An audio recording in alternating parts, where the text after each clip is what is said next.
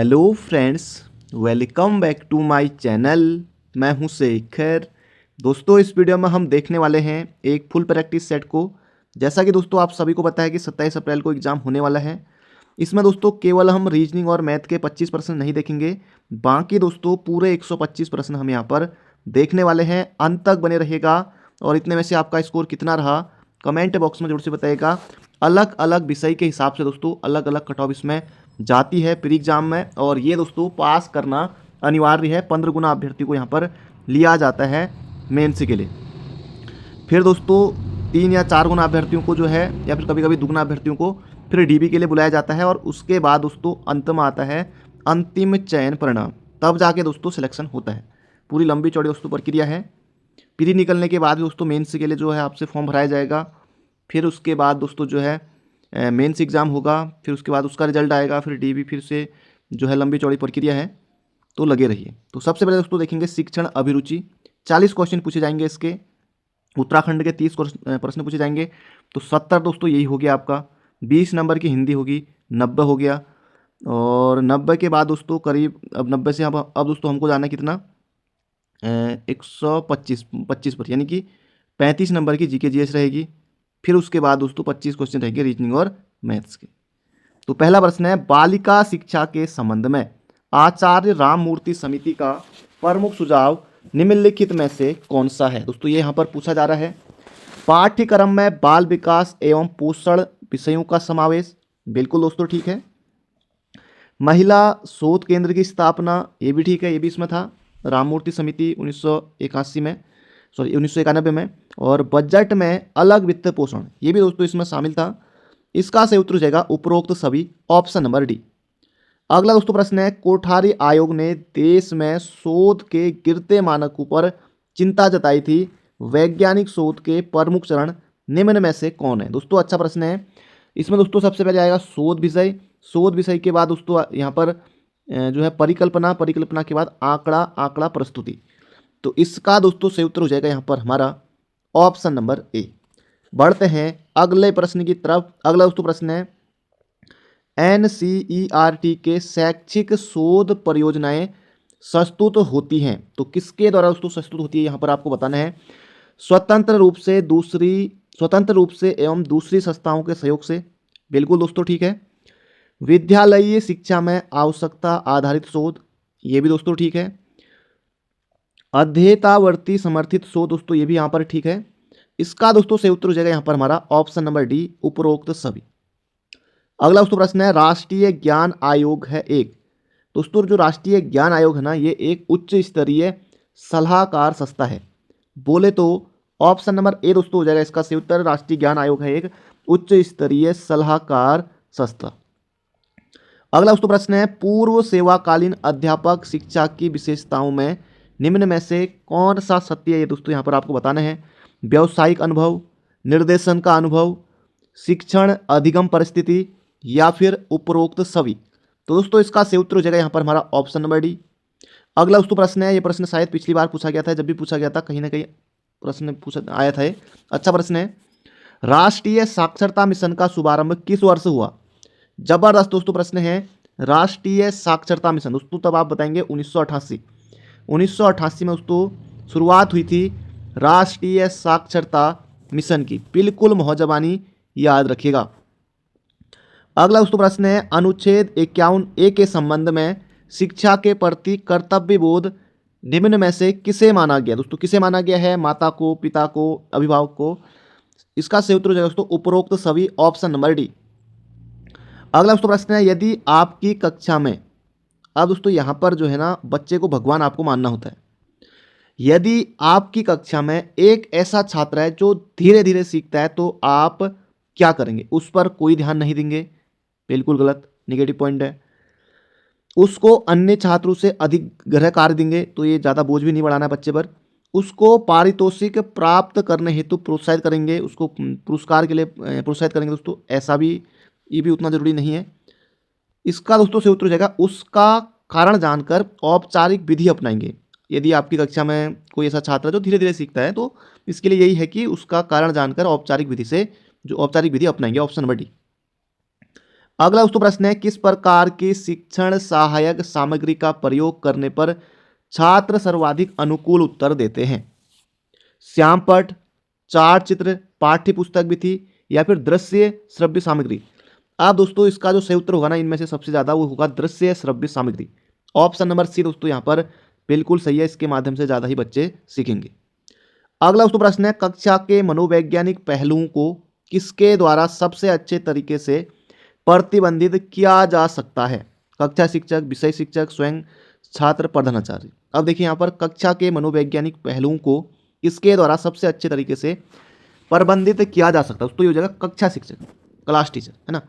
अगला प्रश्न है, जॉन डीबी ने शिक्षा के किस क्षेत्र में किस बात पर अधिक बल दिया? अच्छा प्रश्न है। जॉन डीबी दोस्तों एक बड़ा नाम हमको देखने को मिलता है, ये हो जाएगा क्रियामूलक ज्ञान पर। Option number A.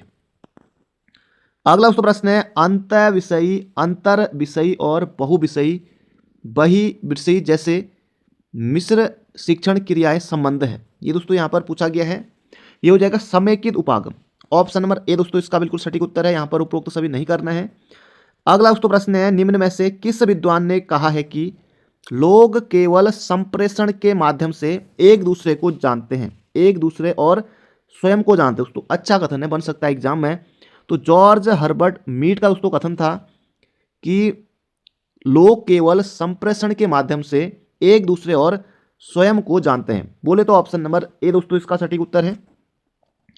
अगला यहां पर प्रश्न है, अंतरावैयक्तिक संप्रेषण इंट्रापर्सनल कम्युनिकेशन सहायता करता है? तो इनमें से दोस्तों यहां पर आपको बताना है, तो ये हो जाएगा स्वयं के बारे में जानने में। तो यही हो जाएगा अंतरावैयक्तिक संप्रेषण, यानी कि स्वयं के बारे में जानने में, यानी कि खुद के लिए। अगला दोस्तों प्रश्न है, निम्न में से कौन सा माध्यम ग्रामीणों के बीच साक्षरता लिटरेसी को बढ़ावा देने में सही नहीं हो सकता? कौन सा दोस्तों सही नहीं हो सकता? प्रदर्शन करेंगे तभी तो कुछ होगा, पढ़ना और लिखना ये भी ठीक है, टीवी और फिल्म प्रक्षेपक प्रोजेक्टर पर सामग्री उपलब्ध कराना ये भी ठीक है, बड़ी समूह चर्चा करना, यानी बड़ी बातों करने से दोस्तों कुछ नहीं होगा, ये हो जाएगा ऑप्शन बड़ी। अगला दोस्तों प्रश्न है, सामाजिक आवश्यकताओं की पूर्ति का साधन है? सामाजिक आवश्यकताओं की पूर्ति का साधन दोस्तों ये हो जाएगा शिक्षा संगठन, इसका सही उत्तर है। अगला प्रश्न है, अनुदेशन प्रणाली में शिक्षक विद्यार्थी पाठ्यक्रम एवं अनुदेशन सामग्री संबंधित है? तो इसका दोस्तों सही उत्तर हो जाएगा इनपुट से, इनपुट। अगला दोस्तों यहां पर प्रश्न है, दूरदर्शन का प्रयोग निम्नांकित रूपों में किया जा सकता है? ये दोस्तों यहां पर आपको बताना है दूरदर्शन का प्रयोग, ये दोस्तों हो जाएगा यहां पर हमारा ऑप्शन नंबर सी इसका सही उत्तर है, उपग्रह निर्देशन दूरदर्शन प्रयोग। ऑप्शन नंबर सी दोस्तों इसका बिल्कुल सटीक उत्तर है। अगला दोस्तों प्रश्न है, निम्न में से कौन सा कम्युनिकेशन क्रम आरोही क्रम में उल्लिखित है? इनमें से आपको बताना है। तो इसमें दोस्तों सबसे पहले देखिए ऑडियो आएगा, पहले सैटेलाइट तो आएगा नहीं ना, यहाँ पर भी वायरलेस है, यहाँ पर भी वायरलेस है। सबसे पहले दोस्तों ऑडियो, ऑडियो के बाद वायरलेस, फिर उसके बाद सैटेलाइट। तो ऑप्शन दोस्तों यहाँ पर बी है बिल्कुल सही उत्तर इसका। अगला प्रश्न है दोस्तों, 20 प्रश्न पर पहुंच गए हैं, अंत तक बने रहेगा। अगला प्रश्न है, संस्थागत आंकड़ों को प्रोसेस करने में सक्षम कंप्यूटर निम्न में से कौन सा है? अच्छा दोस्तों प्रश्न है, ये हो जाएगा mini computer. Option number A इसका सटीक उत्तर है। अगला दोस्तों प्रश्न है, बुनियादी शिक्षण प्रतिमान को प्रतिपादित किसने किया? अच्छा दोस्तों प्रश्न है, बुनियादी शिक्षण प्रतिमान का प्रतिपादन दोस्तों किसने किया था? तो रॉबर्ट ग्लैमर दोस्तों इसका सही उत्तर हो जाएगा ऑप्शन नंबर सी।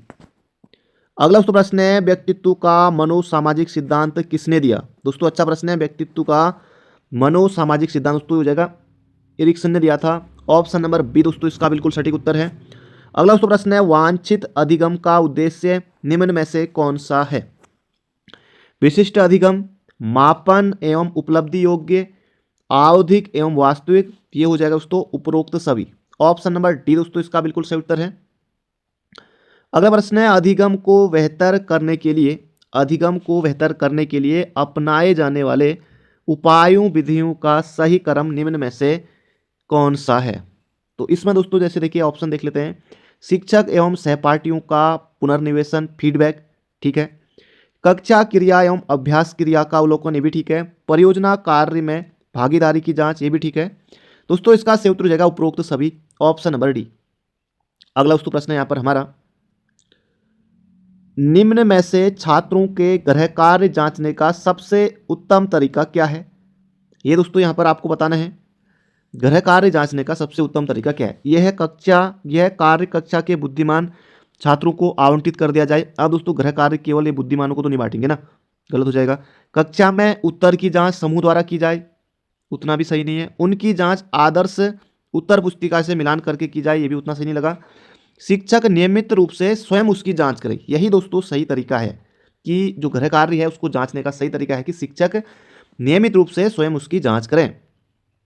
अगला दोस्तों प्रश्न है, शिक्षा के सार्वत्रिकीकरण का अर्थ है।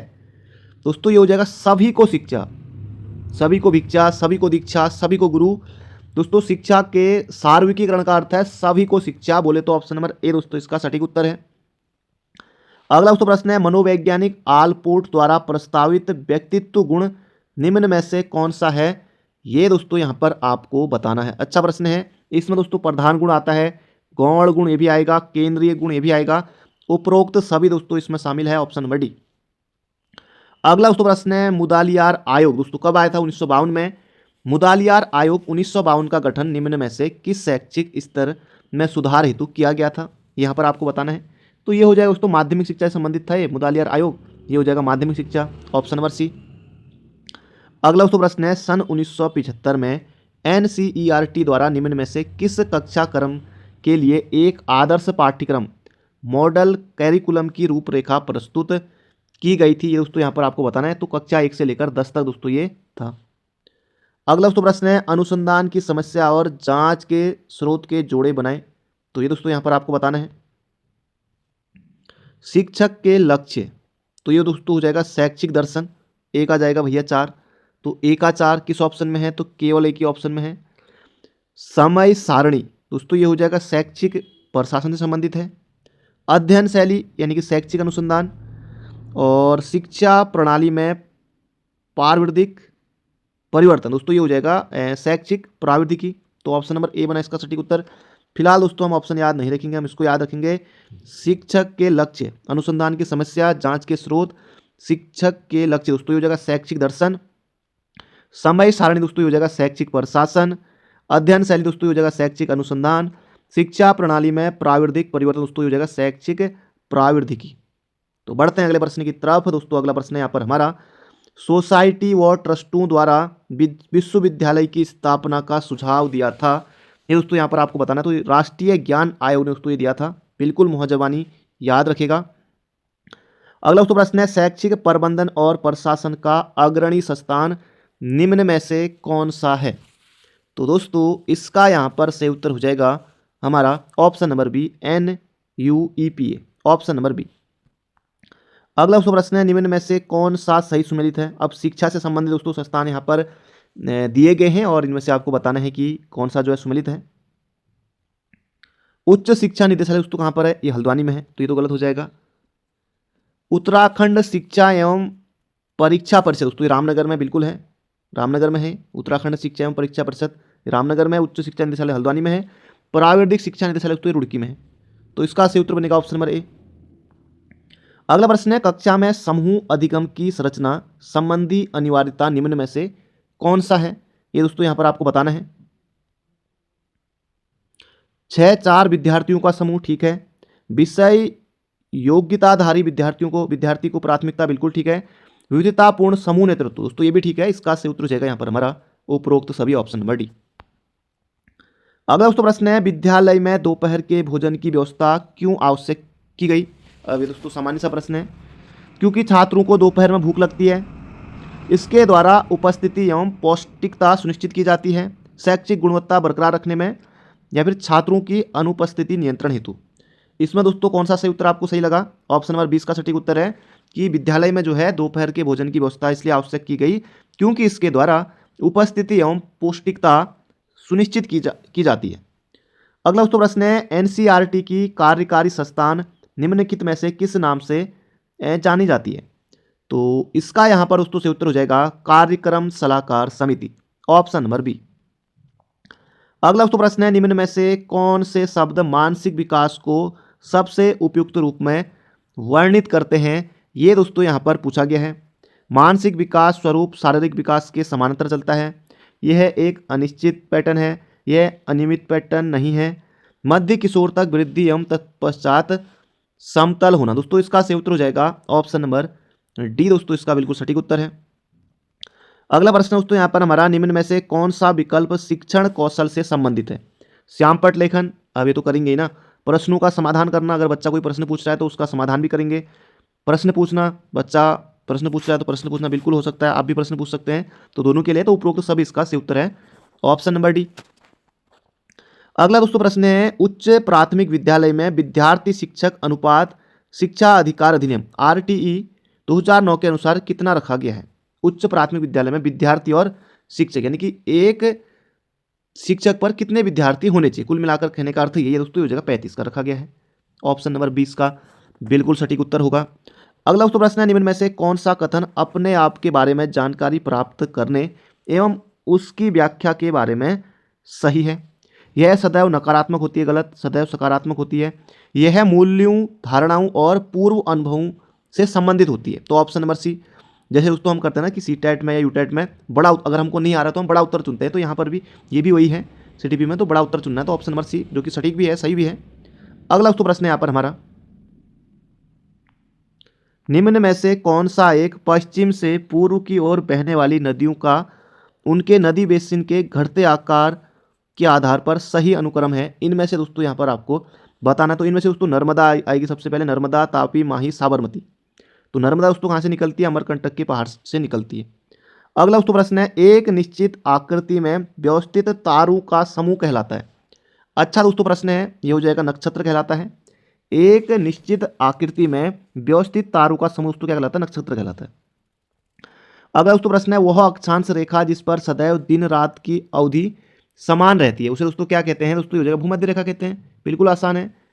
अगला दोस्तों प्रश्न है, राज्य के नीति निदेशक सिद्धांत संविधान की अंतरात्मा है, जो संविधान दर्शन को मूर्त रूप देते हैं, किसने कहा?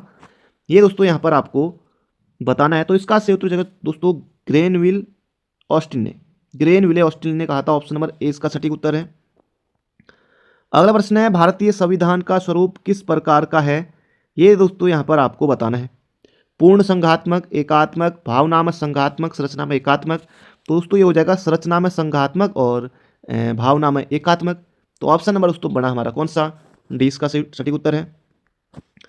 अगला दोस्तों प्रश्न है, विश्व बौद्धिक संपदा संगठन से यहाँ पर प्रश्न है, वर्तमान में निम्न में से कितने अंतर्राष्ट्रीय संधियां विश्व बौद्धिक संपदा संगठन WIPO के अंतर्गत स्थित है? ये दोस्तों यहाँ पर आपको बताना, तो ये 26 है, ऑप्शन नंबर डी। अगला दोस्तों प्रश्न है, बंदी प्रत्यक्षीकरण याचिका, बंदी प्रत्यक्षीकरण याचिका निरुद्ध व्यक्ति या हितबद्ध व्यक्ति दोनों द्वारा दाखिल की जा सकती है। दोस्तों इसका सही उत्तर हो जाएगा यहाँ पर हमारा ऑप्शन नंबर ए। बढ़ते हैं अगले प्रश्न की तरफ। अगला दोस्तों प्रश्न है, भारत के राष्ट्रपति को उसके पद से हटाया जा सकता है? अब देखिए, भारत के मुख्य न्यायाधीश द्वारा ऐसा नहीं है, प्रधानमंत्री द्वारा ये भी हट जाएगा, लोकसभा द्वारा नहीं दोस्तों, संसद के द्वारा। ऑप्शन नंबर 20 का, सॉरी डी इसका बिल्कुल सटीक उत्तर है। भारत के राष्ट्रपति को उसके पद से कैसे हटाया जा सकता है दोस्तों? ये संसद के द्वारा उसको महाभियोग लगाकर हटाया जा सकता है। अगला प्रश्न है, निम्न में से कौन राज्यपाल को पद की शपथ ग्रहण करवाता है? अब राज्यपाल दोस्तों किसके पश्चात पर्यंत पद धारण करते हैं? तो राष्ट्रपति के। शपथ कौन दिलाएगा? राष्ट्रपति नहीं दिलाएंगे दोस्तों। राज्यों के, जैसे राज्य में होता है ना, उच्च न्यायालय का मुख्य न्यायाधीश दिलाता है। नियुक्ति कौन करता है दोस्तों? राष्ट्रपति। राष्ट्रपति के पश्चात पर्यंत ही वैसे 5 साल सामान्यतः राज्यपाल का कार्यकाल होता है। और शपथ दोस्तों कौन दिलाते हैं? तो उच्च न्यायालय का मुख्य न्यायाधीश दोस्तों शपथ दिलाता है। तो ऑप्शन नंबर सी दोस्तों इसका बिल्कुल सटीक उत्तर हमारा बनेगा। अगला दोस्तों प्रश्न यहाँ पर हमारा देखिए, एक अच्छा प्रश्न फिर से आ गया। ये प्रश्न भी पहले पूछा जा चुका है। उपभोक्ता संरक्षण अधिनियम 1986 किस तिथि से संपूर्ण देश में लागू हुआ? दोस्तों बिल्कुल धांसू प्रश्न है। इसका सही उत्तर हो जाएगा 15 अप्रैल 1987 से उपभोक्ता संरक्षण अधिनियम दोस्तों 1986 लागू हुआ था और 2019 में दोस्तों इसमें सुधार हुआ है। अगला प्रश्न है, भारत के सकल घरेलू उत्पाद में विभिन्न क्षेत्रों के योगदान का घटता हुआ सही अनुक्रम निम्न में से कौन सा? दोस्तों सेवाएं, सबसे पहले सर्विस सेक्टर आएगा, फिर उद्योग आएगा, फिर कृषि आएगा। तो इसका सही उत्तर हो जाएगा ऑप्शन नंबर डी वाला। अगला प्रश्न है शीशा उद्योग व कांच उद्योग भारत के किस नगर में सर्वाधिक विकसित है? ये दोस्तों यहाँ पर आपको बताना है दोस्तों, ये हो जाएगा फिरोजाबाद। ऑप्शन नंबर डी दोस्तों इसका बिल्कुल सटीक उत्तर है, सॉरी बी। अगला प्रश्न है हरियाली योजना संबंधित है फसल प्रबंधन से, जल प्रबंधन से, मृदा प्रबंधन से या फिर वन प्रबंधन से? दोस्तों इसका सही उत्तर हो जाएगा जल प्रबंधन से संबंधित है हरियाली योजना। अगला दोस्तों प्रश्न है निम्न समितियों में से किस समिति ने मात्र पोषक तत्वों की आवश्यकता के आधार पर गरीबी रेखा का निर्धारण किया है? दोस्तों अच्छा प्रश्न है, अलग समिति। बिल्कुल मोहजबानी याद रखेगा, अलग समिति। अगला प्रश्न है जोखिम पूंजी से क्या तात्पर्य है? रिस्क कैपिटल, जोखिम पूंजी से क्या तात्पर्य है? ये दोस्तों यहाँ पर आपको बताना, ये हो जाएगा नए उद्यमियों को उपलब्ध कराई गई निधियां, नए उद्यमियों को उपलब्ध कराई गई निधियां। अगला प्रश्न दोस्तों भुगतान संतुलन शब्द का प्रयोग निम्नलिखित में से किसके संदर्भ में किया जाता है? दोस्तों ये हो जाएगा आयात निर्यात से किया जाता है। अगला प्रश्न दोस्तों राउरकेला इस्पात संयंत्र की स्थापना हुई किसके सहयोग से हुई? तो ये हो जाएगा दोस्तों जर्मनी के सहयोग से हुई। जैसे आएगा भिलाई, जो दोस्तों बी वाले हैं जैसे भिलाई है, तो ये दोस्तों किससे? रूस के सहयोग से हुआ है भिलाई का, ये भी आपको याद रखना है। तो राउरकेला दोस्तों इस्पात संयंत्र दोस्तों ये हो जाएगा किसके सहयोग से? तो जर्मनी के सहयोग से। अगला प्रश्न है फाइल ऑर्गेनाइज करने के लिए उस तरीके को क्या कहते हैं जिसमें फाइल के डाटा रिकॉर्ड कुंजी फील्ड के मुताबिक एक विशेष क्रम में लगाए जाते हैं? तो इसका सही उत्तर हो जाएगा sequential access method, option number D. अगला प्रश्न है कंप्यूटर प्रोसेस का बुनियादी लक्ष्य डाटा को में बदलना है, तो इसका दोस्तों सही उत्तर होगा सूचना में बदलना है। कंप्यूटर प्रोसेस का बुनियादी लक्ष्य डाटा को सूचना में बदलना है, इंफॉर्मेशन में बदलना है। अगला प्रश्न है वह कौन सी डिवाइस है जिससे आप कंप्यूटर में सूचना डाल सकते हैं? तो इसका सही उत्तर हो जाएगा इनपुट। अगला दोस्तों प्रश्न है the fall of A sparrow किसकी आत्मकथा है? ये यहां पर आपको बताना है, ये हो जाएगा सलीम अली की है। अगला प्रश्न है डॉल्फिन मैन ऑफ इंडिया के नाम से किसे जाना जाता है? तो इसका दोस्तों सही उत्तर हो जाएगा रविंद्र कुमार सिन्हा को कहा जाता है डॉल्फिन मैन ऑफ इंडिया। अगला प्रश्न है शरीर के अंदर रक्त का स्कंदन किसकी उपस्थिति के कारण नहीं होता है? ये दोस्तों यहाँ पर आपको बताना है हीमोग्लोबिन, फाइब्रिन, प्लाज्मा, तो हिपेरिन दोस्तों इसका सही उत्तर है, ऑप्शन नंबर बी। अगला दोस्तों प्रश्न है यहाँ पर हमारा ऋग्वेद में उल्लेखित नाम और आधुनिक नाम दोस्तों नदियों का यहाँ पर आपको बताना है। अच्छा प्रश्न है, लुसेंट में शुरुआत में दिया है, आपने पढ़ा होगा। परुष्णी दोस्तों किसका? रावी का। सतुत्री हो जाएगा सतलज, और अस्किनी का चिनाब, बिपाशा हो जाएगा ब्यास। तो 1 2 3 4 ये तो बिल्कुल सिंपल है। तो ऑप्शन नंबर दोस्तों कौन सा बनेगा? सी वाला बनेगा। ऑप्शन फिलहाल दोस्तों हम याद नहीं रखेंगे, हम इसे याद रखेंगे परुष्णी दोस्तों रावी को, सतुत्री हो जाएगा सतलज, अस्किनी हो जाएगा चिनाब, बिपाशा हो जाएगा व्यास। अगला प्रश्न है ऐहोल प्रसिद्धि का रचयिता रवि कीर्ति किस चालुक्य शासक का दरबारी कवि था? दोस्तों यहाँ पर आपको बताना है, तो ये हो जाएगा पुलकेशन द्वितीय का दरबारी कवि था, बिल्कुल मोहजबानी याद रखेगा। अगला प्रश्न है शेर ए पंजाब के नाम से किसे जाना जाता है? शेर ए पंजाब दोस्तों ये कहा जाता है किसे? लाला लाजपत राय को कहा जाता है शेर ए पंजाब, ऑप्शन नंबर सी। अगला प्रश्न है भारतीय संविधान का प्रथम मसौदा किसने तैयार किया? भारतीय संविधान का प्रथम मसौदा दोस्तों किसने तैयार किया? VN Rao, sir Benegal Narsingh Rao. अगला प्रश्न है हरिजन समाचार पत्र के संपादक थे? दोस्तों ये हो जाएगा महात्मा गांधी जी थे हरिजन समाचार पत्र के संपादक। अगला दोस्तों प्रश्न है सूची 1 को सूची 2 से यहाँ पर सुमेलित करना है। जैसे यहाँ पर नाम दिए गए हैं, इनका संबंध किससे है, ये दोस्तों यहाँ पर आपको बताना है। अमृता शेरगिल दोस्तों ये चित्रकारी के लिए जानी जाती हैं। विष्णु दास सिराली संगीतज्ञ हैं। बेगम अख्तर ठुमरी गायिका। पन्ना लाल घोष बांसुरी यादव। तो ऑप्शन नंबर डी दोस्तों इसका सटीक उत्तर बन रहा है। अगला प्रश्न दोस्तों किस खिलाड़ी ने the race of my life शीर्षक से अपनी आत्मकथा लिखी? तो ये दोस्तों Milkha Singh, option number B. अगला दोस्तों प्रश्न है अधोलिखित में से कौन सा जीव से जैवमंडलीय पारिस्थितिकीय संगठन का सही क्रम है, यहाँ पर आपको बताना है। तो इनमें से दोस्तों सबसे पहले जनसंख्या आएगा, पहला ऑप्शन कट गया। जनसंख्या के बाद दोस्तों देखिए यहाँ पर समुदाय आना चाहिए, ये पारिस्थितिक तंत्र आ गया। फिर समुदाय के बाद पारिस्थितिक तंत्र, फिर उसके बाद भूदृश्य आएगा अंत में। तो ऑप्शन नंबर दोस्तों डी बनेगा इसका सटीक उत्तर। आप दोस्तों यहाँ पर देख लेते हैं उत्तराखंड के 30 प्रश्न। तो उत्तराखंड के दोस्तों 30 प्रश्न पूछे जाएंगे। इसके लिए दोस्तों एक तो BS नेकी की बुक और एक परीक्षा वाणी, और बाकी दोस्तों जो आपके सामने मैं प्रैक्टिस लेकर आता हूँ वो आपको देखनी है। निश्चित रूप से आपका बहुत अच्छा स्कोर रहेगा, 25 से ऊपर स्कोर रहेगा, कोई दिक्कत नहीं होगी, लगे रहिए। अगला प्रश्न है दोस्तों, पेशावर कांड के नायक वीर चंद्र सिंह गढ़वाली को कितने समय तक के लिए कारावास की सजा हुई थी? अब एक प्रश्न ये भी बन सकता है कि पेशावर कांड का नायक निम्न में से कौन था? तो वीर चंद्र सिंह गढ़वाली। वीर चंद्र सिंह गढ़वाली पर्यटन स्वरोजगार योजना कब आई? कमेंट बॉक्स में बताएगा, कई बार पूछा जा चुका है। और इसके अलावा पेशावर कांड कब घटित हुआ था? तो 23 अप्रैल 1930 को घटित हुआ था पेशावर कांड। तो कितने महीने की दोस्तों सजा काटी, कारावास हुआ था इनको, वीर चंद्र सिंह गढ़वाली को? तो ये हो जाएगा 11 साल 3 महीने 18 दिन का। अगला प्रश्न है, भारत की स्वतंत्रता 1947 तक ब्रिटिश गढ़वाल के अंतर्गत निम्न में से कौन से क्षेत्र से थे? सही उत्तर का चयन करना है। ब्रिटिश गढ़वाल के अंतर्गत दोस्तों यहाँ पर आपको बताना है पौड़ी, चमोली और रुद्रप्रयाग, दोस्तों ये इसमें शामिल थे 1947 तक, क्योंकि टिहरी में ही उत्तरकाशी था तो ये अलग हो जाएगा। तो पौड़ी, चमोली और रुद्रप्रयाग तो इसमें शामिल थे। 1, 2, 3 इसका सही उत्तर है।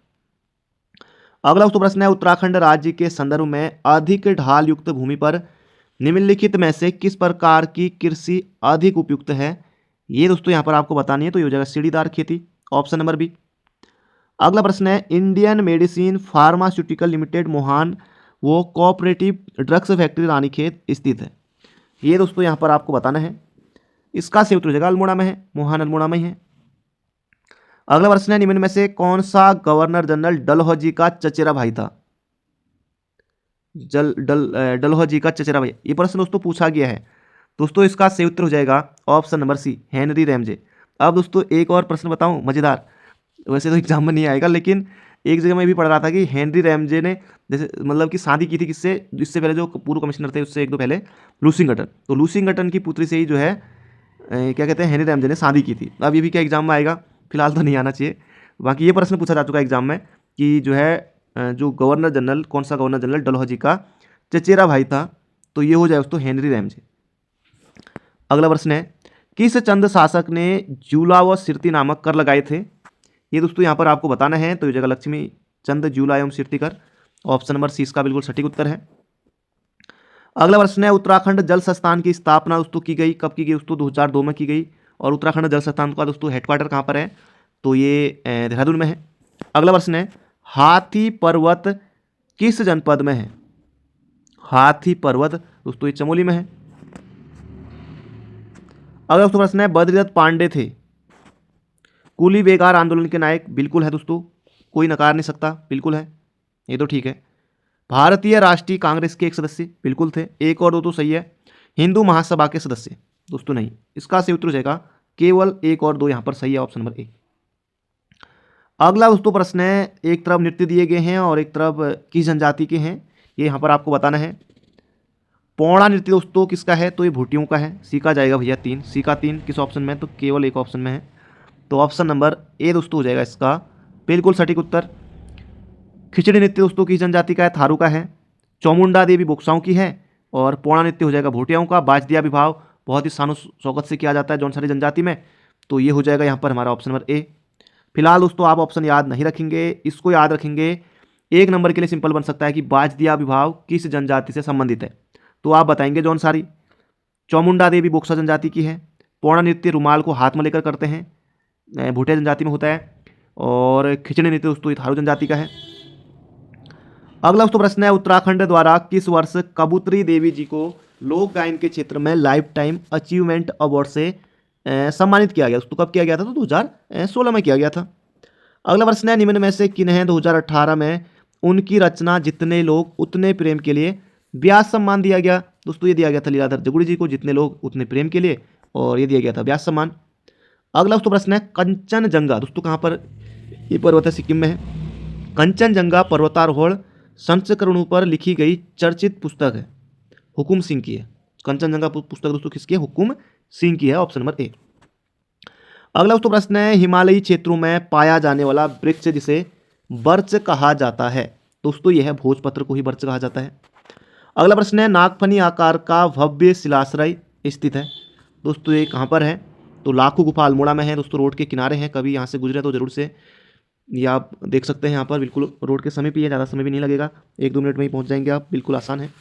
कभी अल्मोड़ा पिथौरागढ़ हाईवे पर आए तो निश्चित रूप से इसको देख सकते हैं।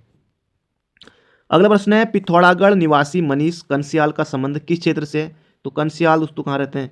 अच्छा, पर्वतारोही। थोड़ा दोस्तों प्रश्न यहाँ पर गलत टाइप है, तो ये फिलहाल हम याद कर लेते हैं कि पर्वतारोही से इनका संबंध है।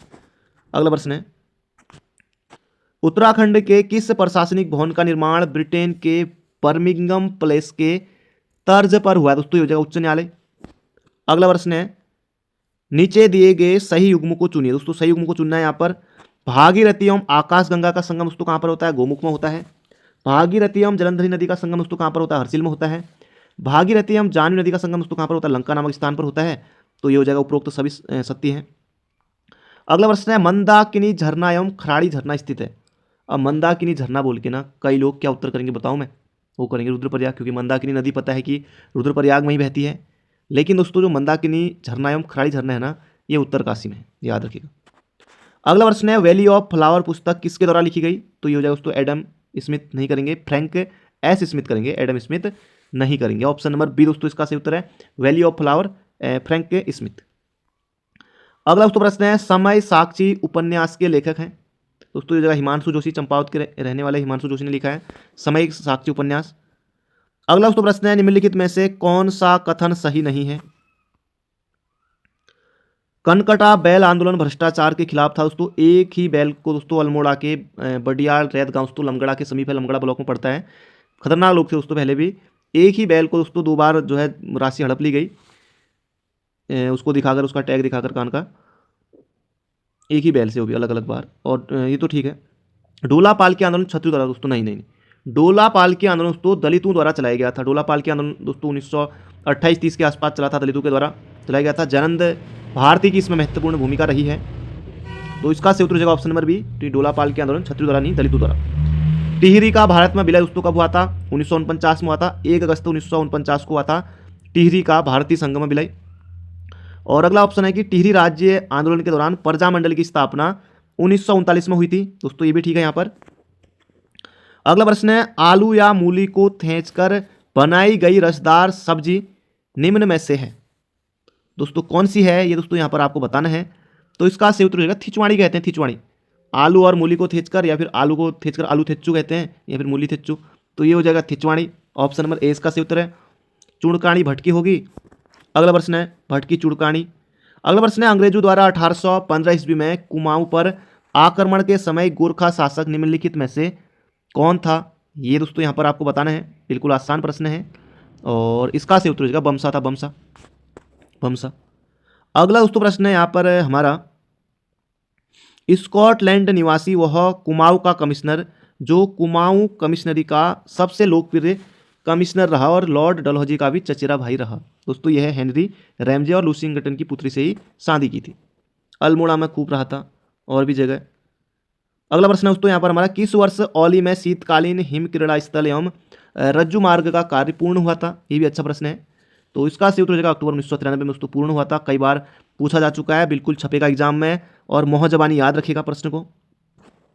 अगला प्रश्न है, अंग्रेजों ने निम्न में से किस गढ़वाल नरेश को कंपेनियन ऑफ इंडिया तथा नाइट कमांडर की उपाधि दी थी? कई बार दोस्तों प्रश्न पूछा जा चुका है, तो ये हो जाएगा कीर्ति शाह को दी थी। ऑप्शन नंबर ए दोस्तों इसका सटीक उत्तर है, बिल्कुल याद रखिएगा मोहजबानी। अगला प्रश्न है, भारत छोड़ो आंदोलन के दौरान किसके नेतृत्व में देश सेवक संगठन की महिलाओं ने रेल संपत्ति को क्षति पहुंचाई? इनमें से दोस्तों यहां पर आपको बताना है। तो इसका दोस्तों सही उत्तर हो जाएगा Malti Devi, option number A. अगला प्रश्न है, लोक देवता फोगोट म्यूजियम का निर्माण किया जा रहा है दोस्तों, ये मनीला दोस्तों अल्मोड़ा में मनीला नामक जगह पर किया जा रहा है। अगला प्रश्न है, चीनी यात्री हेनसांग हरिद्वार कब आया था दोस्तों? यह था 634 ईस्वी में आया था। ऑप्शन नंबर डी दोस्तों इसका बिल्कुल सटीक उत्तर है। हिंदी के दोस्तों 20 क्वेश्चन पूछे जाएंगे। सौदामिनी किसका पर्यायवाची है? सौदामिनी किसका पर्यायवाची है? क्षण पर्व, यानी कि दोस्तों बिजली का पर्यायवाची है ना सौदामिनी, तो ऑप्शन सी।